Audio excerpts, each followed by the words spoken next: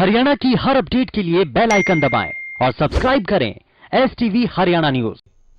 धान घोटाले को लेकर बहुत सारे सवाल उठे। विपक्ष की तरफ से सरकार पर निशाना साधा गया, लेकिन अब ऐसे में अधिकारियों की विशेष नजर इस पूरे मामले को लेकर के बनी हुई है।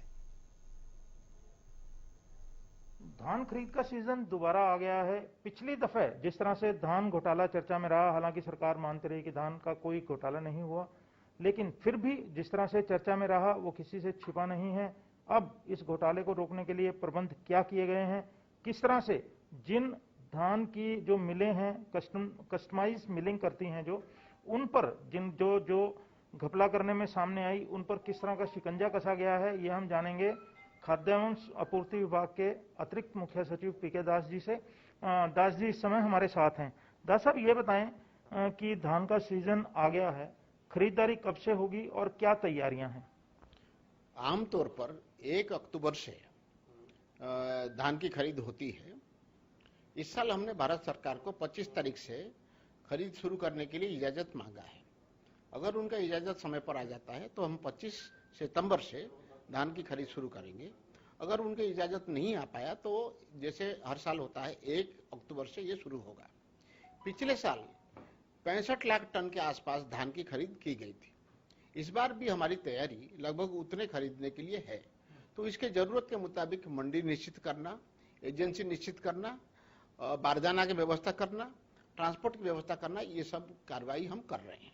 सर, ये बताएं कि जिस तरह से पैंडेमिक का दौर है और इस समय स्प्रेडिंग पीक पर है, क्या नई व्यवस्था, क्योंकि आमतौर पर जो रिवायत रहती है मंडी में धान आता है, फिर धान जो है मंडी से मिलों में जाता है, तो अब की दफा कोई व्यवस्था में बदलाव किया है? जी, 2 खास बदलाव हैं।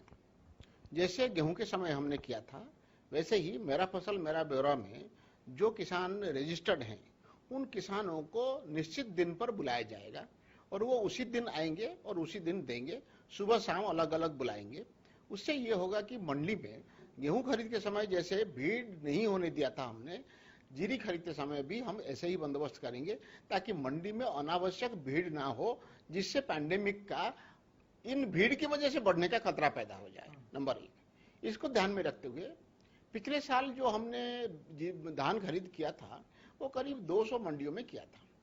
इस बार इसके अलावा कुछ और ऑक्सिलरी सेंटर भी हम बनाएंगे ताकि कम से कम 1/3 धान ऑक्सिलरी सेंटर में खरीदा जाए उन जिलों में जिन जिलों में ज्यादातर धान की आवक होती है। सर, एक और मामला है कि जिस तरह से जो आपके लोकल अधिकारी हैं जिला स्तर, उन पर भी जो है इसमें जो किस तरह का ये अनियमितताएं हुई, उनकी संलिप्तता भी है। इस सीजन के आने से पहले क्या हमने कोई मूलचूल परिवर्तन किया है फील्ड में? पिछली बार ही एक बहुत बड़ा परिवर्तन ये था, उससे पहले एक दिन में किस मंडी में कितना आवक हुआ और कितना खरीदा गया ये किसी को नहीं पता चलता था। और एक बार एक फिगर देने के बाद 4 दिन के बाद उसी मंडी के एजेंसी का जो अधिकारी था वो कुछ फिगर और दे देता था और हमें उसे एक्सेप्ट करना पड़ता था। पिछली बार आपको मैंने हमारे डैशबोर्ड दिखाया था, घंटों घंटों में पता चलता था कि कितने गेट पास आए, कितने एच फॉर्म बने, कितने आई फॉर्म बने, कितने आई फॉर्म अप्रूव हुए। पिछली बार हमने ये गुंजाइश नहीं रखा कि बाद में कोई अधिकारी कहेगा मेरे जिले में फला मंडी में मैं कहना भूल गया था 20,000 टन और लिख लीजिए। इस बार भी ऐसे ही हमारे डैशबोर्ड के मुताबिक हम चलेंगे और ये गुंजाइश नहीं होगा कि अधिकारी अपने मुताबिक कोई घटा दे या बढ़ा दे अराइवल को। शुक्रिया, धन्यवाद। तो इस दफे जो है पेमेंट, धान की जो पूरी पेमेंट है वो किसानों को बैंक के जरिए होगी।